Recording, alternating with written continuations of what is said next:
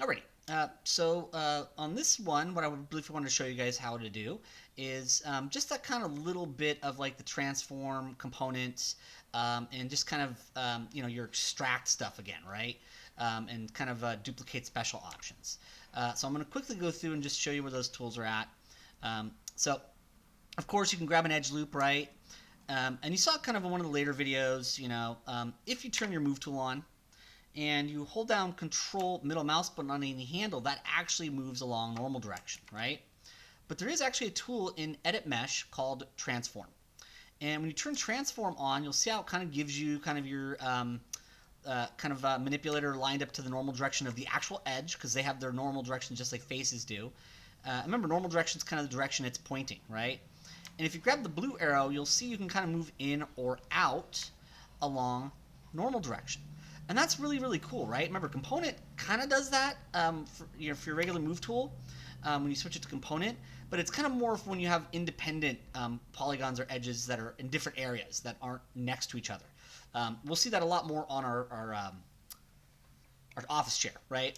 But in this case, when they're all kind of all right next to each other, what we'd say continuous, right? It's all part of one edge loop or one face loop. Transform or just control middle mouse button on any one of the handles will kind of do a pretty good job of that. So keep that in mind. Your ability to transform along normal direction without extruding, pretty easy. The other thing, of course, was extracting.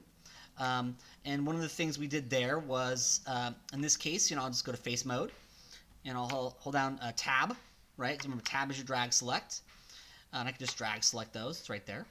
And remember, Edit Mesh has extract. Now, we've actually seen it a little bit before. We actually even saw it in some earlier videos when you could see the menus, and we saw it on our room. We'll see it a little more before we're done for the semester as well, so we'll get to see it a couple more times. But it's actually right below duplicate, which, remember, duplicate just copies the selected polygons. Extract cuts and truly separates them. So Edit Mesh, extract. And you'll notice, of course, it goes to the green and white wireframes. Just hit Q to go to your selection mode. And I hold down right mouse button and go to object mode, right? And you see that that's actually truly a separate object, right? It's actually been cut out of there, right? There's no more geometry there. It's its own separate object. And that's how extract works, right? So just kind of trying to reiterate a few of those little things. In this case, separate, I can actually use really quickly there because what we really wanted to do here, right, was I showed you that duplicate special thing for this guy, right? So remember, that's just kind of edit pivot, right? So that you can actually move your manipulator wherever you want to. In this case, though, if you turn on your magnet with the blue dot, snap to vertex right here, remember, you can grab the center one and kind of drag it to the vertex on the center of this guy. Because remember, that's what we want to be the center of this, is right here, not the center of the world, but the actual center of this button. So remember, you don't have to always use snap to grid with edit pivot. You can actually use snap to vertex too. Of course, I turn those off, and that's now the center. And of course, we can go to edit, duplicate special, right?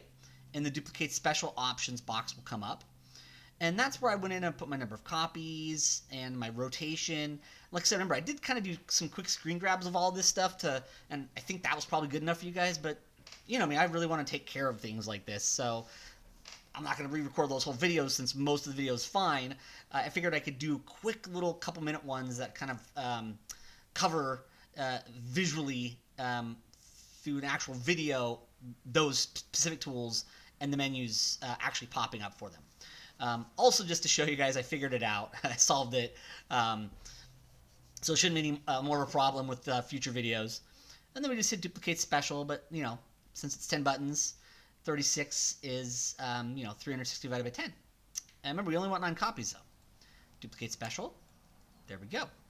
So I just wanted to kind of quickly reiterate a little bit of stuff like how the extract tool works and where it's at, edit mesh extract, but also just edit, right, duplicate special options box, and just kind of give you guys a nice little video on those things, as well as just, like I said, that transform tool, right, and how you can use that to kind of move along normal direction. It's neat for doing these little creases, right, it's neat for doing those little creases. All right, so that should be good for that video.